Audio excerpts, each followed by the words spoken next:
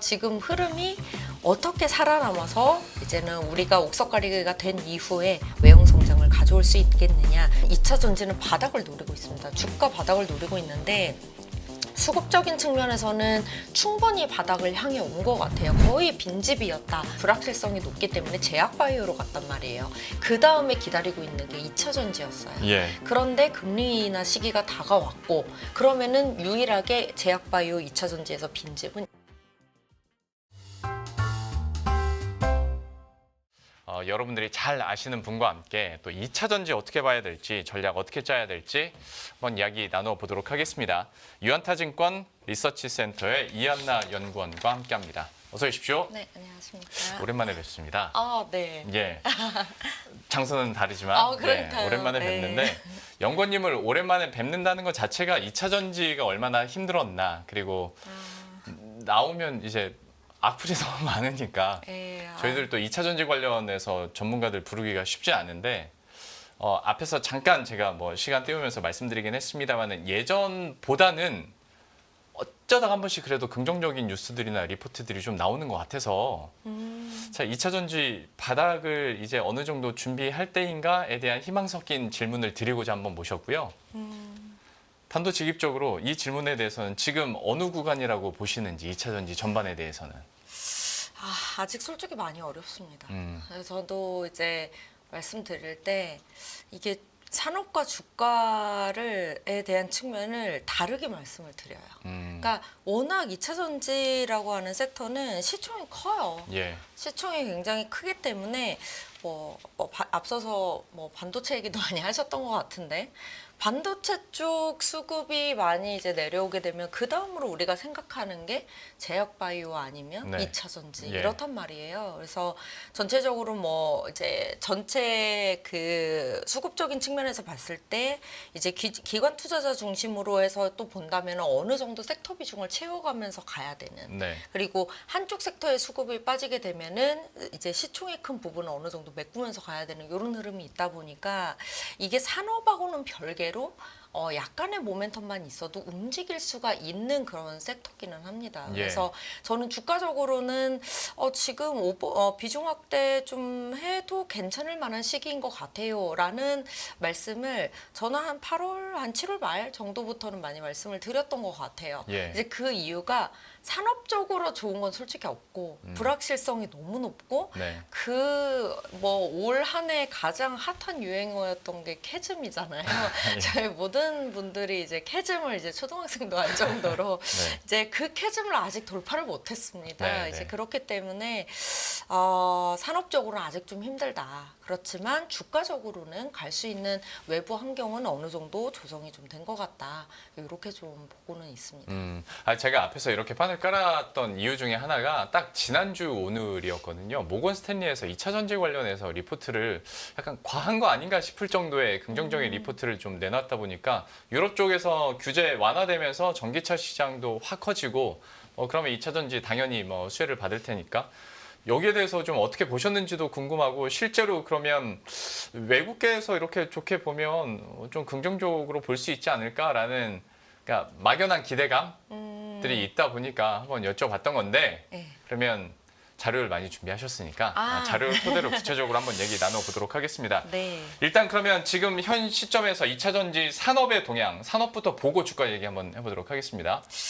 네, 지금 우선 수요부터 말씀을 드려야 될 것 같아요. 아무래도 상반기 내내 캐즘 이야기가 나왔던 것처럼 전체적으로 EV 판매량이 많이 둔화가 됐습니다. 네. 지금 표로 보시더라도 전기차 판매량, 전체적인 세계 전기차 판매량 해서 보면은 그래도 꾸준히 올라온 것 같은데? 라고 보실 수도 있겠는데 지금 22년 내 글로벌 전기차 판매량과 2023년에 올라오는 그로스, 그리고 2023년과 2024년에 올라오는 그로스를 한번 보세요. 예. 거의 미미하죠. 그렇죠. 저희 벌써 가파른이고 저희 작년, 재작년까지만 하더라도 월로 이제 그 연평균 성장률 기준으로 봤을 때 그래도 전기차 쪽에 한 20% 이상씩은 그로스가 나오는 이제 성장 산업이다라는 예. 얘기를 했었고 배터리 쪽에서는 아무래도 수량이 더 많다 보니까 25%에서 30% 이상 막 네. 이런 얘기를 했었단 말이에요. 그리고 더 큰 문제는 25에서 30%를 예상하면서 한 2년치 실적을 그쵸. 땡겨버렸죠, 당시에. 그쵸. 예, 그게 제일 큰 맞습니다. 심각성이었죠. 2023년에는 2년치의 밸류에이션을 끌어왔는데도 거기에서 더 목표 주가가 이제 턱까지 차는 바람에 2027년까지 봐야 되나?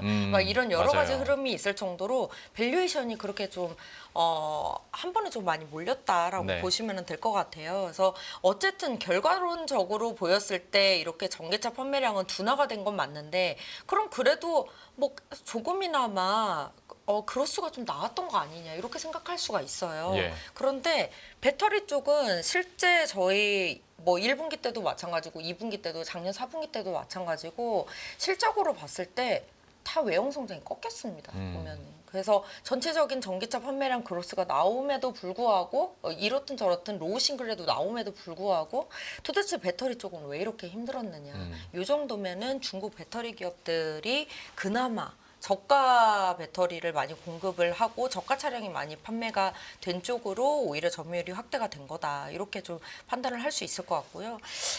올해 상반기 내내 2차 전지 주가가 전반적으로 수요적인 측면에서도 많이 그런 부분들이 있지만 주가 자체가 폭락을 할 수 있어 폭락을 했던 이유 중에 하나는 지금 테슬라 쪽 이제는 점유율 추이가 보이실 거예요. 유럽 전기차 탑 10 그리고 북미 전기차 탑 7 이렇게 나와 있는데 우리 항상 어쨌든 중국이든 유럽이든 미국이든 점유율의 대부분 큰 부분을 차지하는 건 테슬라 아니면 BYD잖아요. 그럼요, 예. 뭐 압도적이죠. 사실 여기 이제 미국 쪽에서도 보이시고 이제 유럽 쪽에도 보이실 텐데 지금 차트 자체가 크게 꺾인 걸 볼 수가 있을 거예요. 그래서 점유율이 좀 크게 많이 내려오는 이런 흐름을 보이면서 테슬라가 중국에 이어서 유럽까지도 전부 다 점유율이 하락하는 측면이 결국에는 전기차 시장의 둔화를 좀 이끌어오고 우리나라 기업들 역시도 배터리 감소세가 좀 장기화되지 않겠느냐 이런 흐름으로 많이 해석이 됐다라고 보시면 될 것 같아요. 예. 그다음 한번 볼까요? 그러면은 전체적으로 전기차를 중심으로 좀 이렇게 말씀을 드렸어요. 아무래도 테슬라와 뭐 BYD는 뭐 그래도 많이 감소세가 크지는 않았지만 이제 테슬라 같은 경우에는 워낙 우리가 기대했던 바가 컸기 때문에 그 컨센에 많이 미치지 못하면서 전체적인 2차 전지 주가 그리고 배터리 수요에도 많은 영향을 미쳤다면은 그럼 배터리 자체로 한번 들어가 보자는 거예요. 그럼 배터리 자체로 들어가 보면 전 세계 배터리 수요 증감률 해서 -4. 파나소닉이 단연 컸죠. 왜냐면은 여기는 고객사가 너무 뻔하잖아요. 네. 테슬라 위주로 이제 그것도 미국 내 테슬라 위주로 지금 고객사가 이제 메인이기 때문에 워낙 이제 증감률 감소 추이가 좀 가장 큰 폭이었다라고 보시면 될 것 같고 유일하게 지금 로우 싱글 정도라도 그로스가 나왔던 건 CATL 제외하고는 없습니다. 예. 상대적으로 SDI는 괜찮네 이렇게 생각하실 수 있는데 요건 이렇게 생각을 하셔야 돼요.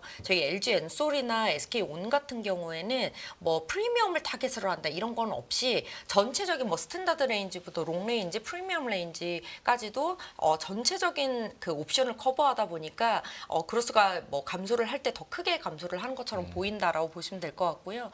SDI는 워낙 이제 프리미엄 라인 중심이었기 때문에 이 큐그로스의 변동성이 크지가 않았었어요. 수요의 변동성이 크지가 않았었는데 그럼에도 불구하고 그래서 계속 그래도 성장을 했던 SDI마저도 감소세로 접어들었고 이게 그래도 지금 상반기 추세인데 지금 3분기까지 들어가면은 이게 조금 더 큰 폭으로 벌어질 수 있다라고 보시면 될 것 같습니다. 그러면 잠깐 이 시점에서 2차 그러니까 전기차의 수요가 줄어드는 건 너무 자명한 사실인데 요즘 최근에 있었던 화재 사고와 관련해서 질문을 엮어서 한번 드려보자면 네. 화재 사고가 났을 때 1차적으로는 당연히 악재로 반영을 했었는데 이제 뉴스를 뜯어보다 보니까 국내 업체들한테는 좀 반사이익을 얻을 수 있지 않을까 좀 희망회로도 좀 돌았던 게 사실이거든요. 여기에 대해서는 연구원님께서는 어떤 의견이세요?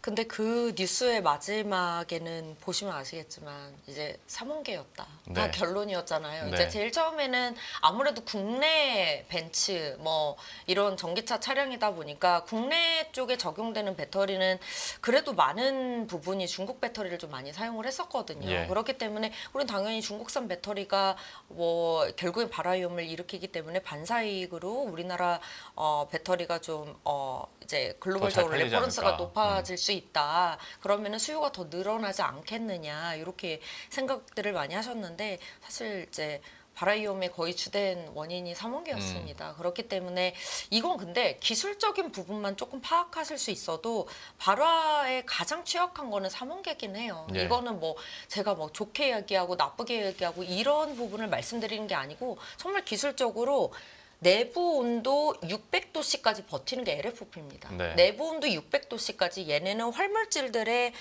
화학 분해가 일어나질 않아요.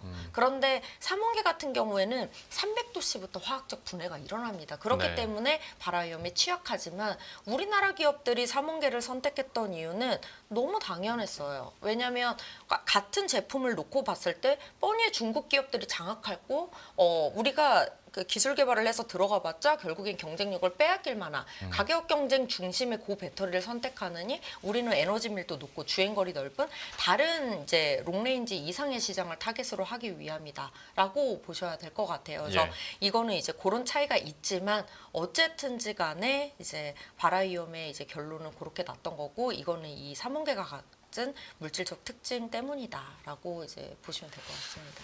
배터리 수요 관련해서 얘기를 해주셔가지고 어떻게든 희망회로를 돌려봤는데 역시 구조적인 문제가 어쩔 수 없이 있는 거고 지금 상황으로서는 또 쉽지 않을 텐데 그러면 이제 또 전망이 중요한 거니까요. 좀 앞으로의 향방은 어떻게 보십니까? 앞으로의 전망이요. 우선 조금 요약을 드려볼게요. 예. 왜냐하면 너무 거창해질 수가 네네. 있기 때문에 이게 굉장히 지금의 어려운 시기예요. 왜 어려운 시기라고 말씀을 드리는 거냐면 과거에는 막 IRA가 등장을 했다. 2022년 8월에 등장을 했다. 그러면 우리나라 기업들이 다 들어가서 지으면은 막 늘어나겠네.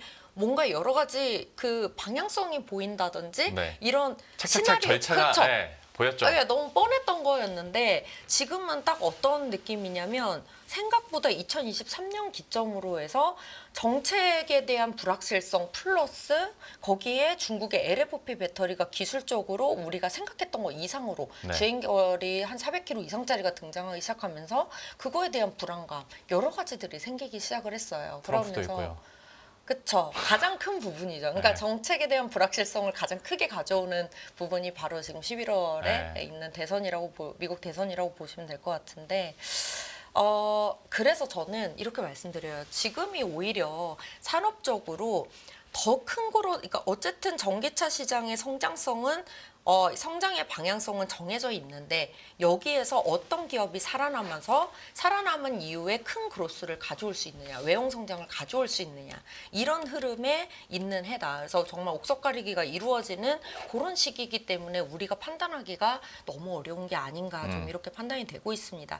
이제 그런 측면에서 봤을 때는 벌써 사실 그 후발주자인 SK온 같은 경우에는 많이 힘든 측면으로 가고 있었어요. 예. 이게 뭐 앞으로 어떤 전략을 하냐에 따라서 또 다시 고객사를 확보를 하고 수요를 가져올 수 있는 부분은 있지만 확실히 이제 수요가 줄어든 가운데 이미 많은 고객사들한테 레퍼런스가 높아져 있는 LG 에너지 솔루션이나 이제 프리미엄 쪽에서 특화되어 있는 SDI 제외하고는 지금 SK온 같은 경우에는 후발주자로서 고객사가 계속 줄어들었죠. 이제 포드도 이제는 CATL로 넘어가게 되고요. 그리고 이제는 유일하게 이제 현대, 기아차가 대부분 점유율을 차지를 하고 있는데 그 와중에도 모델별로 이제 LG 에너지 솔루션, 삼성 SDI, SK온이 이렇게 나눠 갖는 이제 흐름으로 가다 보니까 앞으로 얼마나 이제 확보할 수 있을지 여러 가지 이제 생각들을 하게 되는 거죠. 그래서 여러 시나리오들이 나눌 수 있겠지만 중요한 건 이 시기에서는 이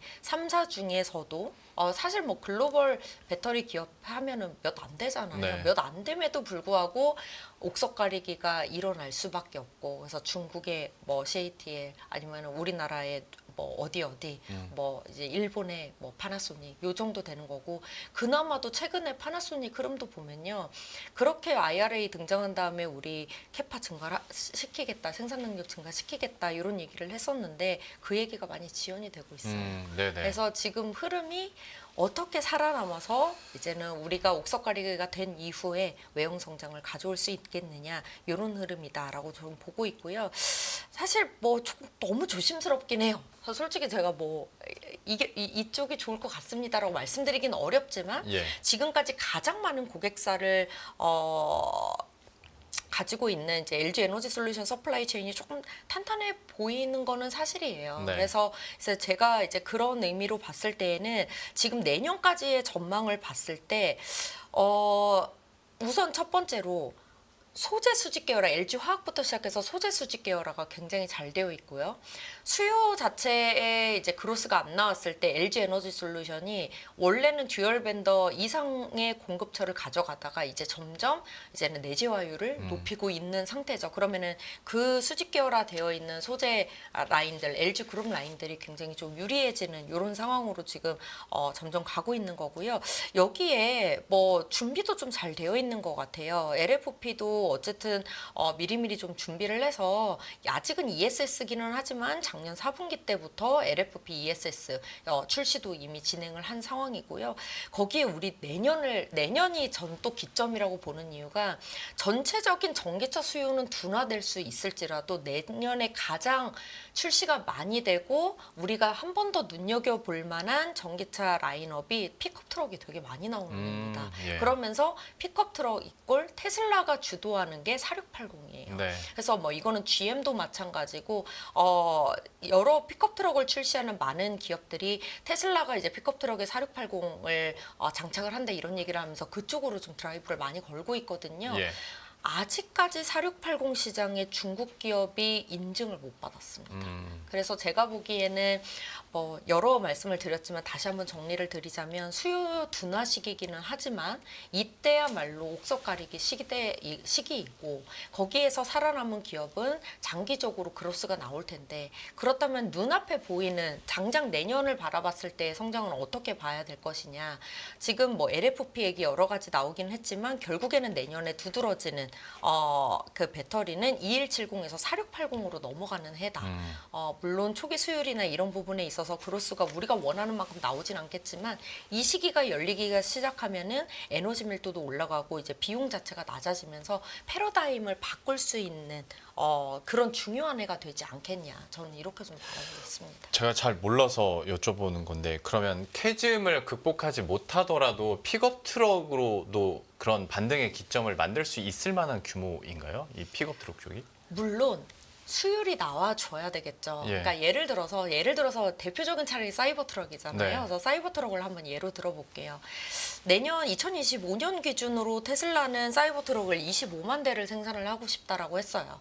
과연 가능할까요? 가능하지 않겠죠. 왜냐하면 우선 테슬라 자체도 4680 배터리를 내재화해서 생산할 수 있는 량이 전기차 기준으로 그러니까 사이버 트럭 기준으로 봤을 때 연침 7만 대 초반 정도밖에 되지 않습니다. 네. 그럼 나머지는 LG 에너지 솔루션이나 파나소닉이나 뭐 누군가가 채워줘야 돼요. 예. 그런데 파나소닉을 그래서 그 다음으로 가장 많이 기대를 했었는데 파나소닉은 최근에 조금 천천히 가겠다라고 얘기를 했어요. 그래서 원래 작년만 하더라도 올해 착공에 들어가서 9월부터는 대량 양산 들어가는 것이 파나소닉의 이제 스케줄이었었는데 오히려 파나소닉 같은 경우에는 우리는 안정적으로 효율성 잡고 수율 잡은 다음에 내년 정도에 안정적으로 좀 대량 양산이 들어가겠다 이렇게 얘기를 하고 있고요. 오히려 그래서 지금 가장 빠르게 올라오는 기업이 LG 에너지 솔루션입니다. 그래서 LG 에너지 솔루션 같은 경우에는 물론 아직 오창 공장 라인이 가동이 되진 않았어요. 이제 10월 정도에 9월 말 10월 초 정도에 가동이 되기 시작을 할 텐데 지금 스케줄 상으로 봤을 때에는 테슬라는 내년에 사이버 트럭 생산을 위해서는 LG 에너지 솔루션이 꼭 필요하다라는 거죠. 그러면은 LG 에너지 솔루션이 아무리 열심히 해줘도 진짜 뭐 테슬라보다 훨씬 월등하게 정말 하더라도 예. 7만 대 정도 나오지 않겠어요? 예. 그러면 25만 대는 택도 없죠. 아. 그럼 이거를 캐즘 극복의 시그널로 보긴 너무 어렵죠. 네네. 하지만 만약에 지금 이게 7만 대 정도가 나온다는 거는 테슬라가 지금 수율이 50%라는 소리예요. 네. 근데 이게 이제는 한 90% 이상으로 넘어가게 된다면 한 차량 안에 들어가는 이제는 배터리의 이제 활물질이라든지 그리고 이제 들어가는 량 자체가 픽업 트럭은 워낙 또 많아지잖아요. 그리고 4680이라는 걸 꼭 픽업 트럭에만 넣으려고 만든 게 아니잖아요. 우선은 해보고 이게 만약에 수율이 잡혀서 고에너지 밀도의 저비용으로 갈 수 있다면 지금 현재 2170으로 장착하고 있었던 모든 전기차를 4680으로 바꾸겠다라는 거거든요. 그러면은 전체 전기차 시장의 캐즘과는 별개로 배터리에서는 수요 그로스가 이제 크게 나올 수 있을 만한 네. 그런 제품이다라고 저는 보고 있습니다. 네. 이해는 다 했습니다만 현실적으로 되게 먼 얘기처럼 느껴지는 게 없지 않아 좀 있습니다. 왜냐하면 이게 내년 일이니까. 그래서 산업적인 측면은 설명을 잘 들었으니 딱 두 가지만 더 여쭤보고 마치도록 할 텐데 이건 산업 외적입니다. 하나는 어쨌거나 금리 인하기에 성장주로서 2차 전지 매력은 그러면 지금 전혀 없는 건가? 오, 있죠. 저도 그래서 이제 투자 전략 쪽으로 말씀을 드릴 때는 예. 앞서서도 딱 산업과 주가를 나눠서 말씀드렸잖아요. 네네. 어쨌든 2차 전지는 바닥을 노리고 있습니다. 주가 바닥을 노리고 있는데 수급적인 측면에서는 충분히 바닥을 향해 온 것 같아요. 거의 빈집이었다라는 얘기가 나올 정도로 저희는 많은 수급이 반도체에 치우쳐져 있었죠. 네. 그리고 반도체 수급이 내려오기 시작하면서 그 다음으로 2차 전지로 왔느냐 불확실성이 높기 때문에 제약바이오로 갔단 말이에요. 그 다음에 기다리고 있는 게 2차 전지였어요. 예. 그런데 금리 인하 시기가 다가왔고 그러면은 유일하게 제약바이오 2차 전지에서 빈집은 2차 전지가 되는 거죠. 네. 그래서 저는 이런 수급적인 외부 환경과 금리 인하 시기가 이제 겹쳐지면서 2차 전지 쪽 섹터 비중 확대를 이 시기에 좀 말씀을 드리는 겁니다. 아. 그래서 이 산업과는 조금 별개로 그런 부분이 있고요. 금리 인하만으로 그렇다고 수급만으로 2차 전지 섹터를 올리기에는 이렇게 추세가 산업이 되긴 힘들죠. 그쵸, 예. 불안정한데 갈 수가 있을까요?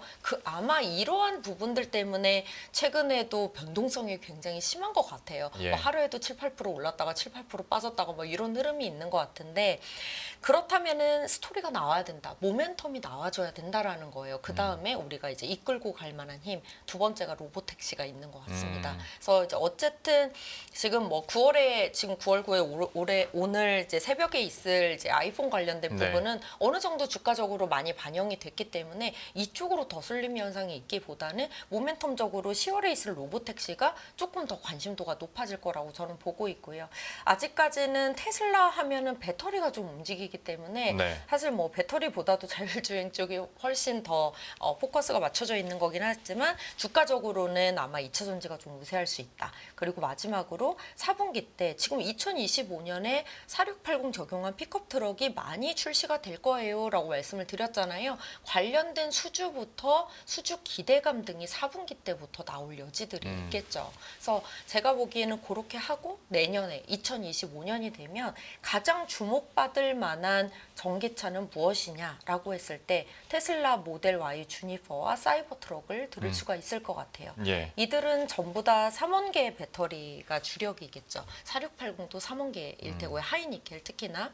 그렇기 때문에 국내 2차 전지 주들이 주목을 받을 만한 환경은 충분히 좀 주어지지 않았나 이렇게 보고 있습니다. 오케이, 알겠습니다. 그리고 제가 드리려고 했던 마지막 질문은 이것도 산업 외적인 건데 연구원님은 그러면 미 대선 어떻게 대비하고 있습니까?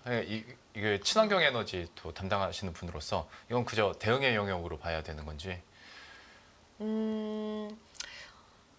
우선은 주가적으로 말씀드릴게요. 예. 주가적으로는 만약에 트럼프가 재집권을 하게 된다. 예. 이렇게 되면 흔들립니다. 방금 허탈한 웃음을 지으셨는데 네. 트럼프 생각만 해도 약간 헛웃음이 나오시는.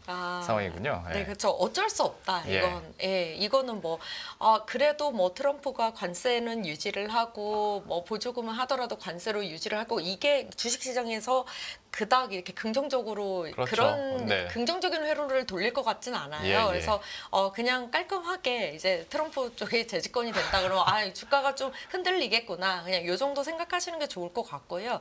다만 제가 정책적으로 바라볼 때 크게 우려를 하진 않습니다.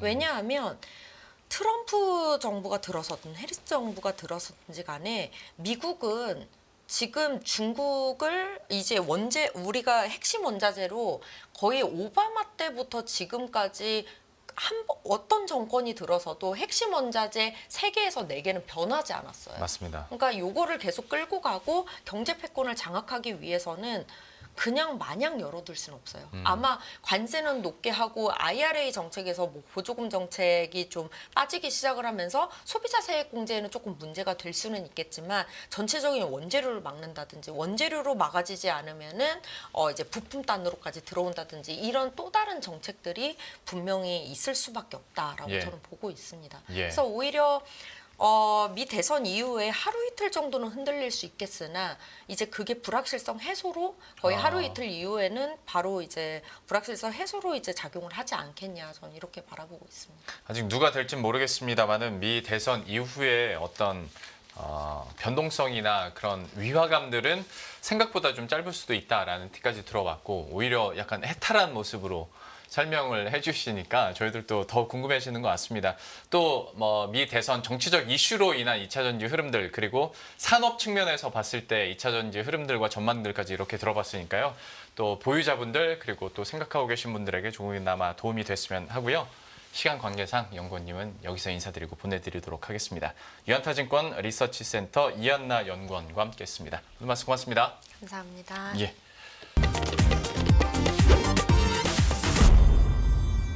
안녕하세요. 유승입니다. 더 많은 영상을 보고 싶으신 분들은 화면 오른쪽에 있는 구독 버튼을 눌러주시기 바랍니다. 그리고 영상을 보시면서 좋아요는 필수인 거 아시죠? 항상 인포맥스 라이브를 사랑해 주셔서 감사합니다.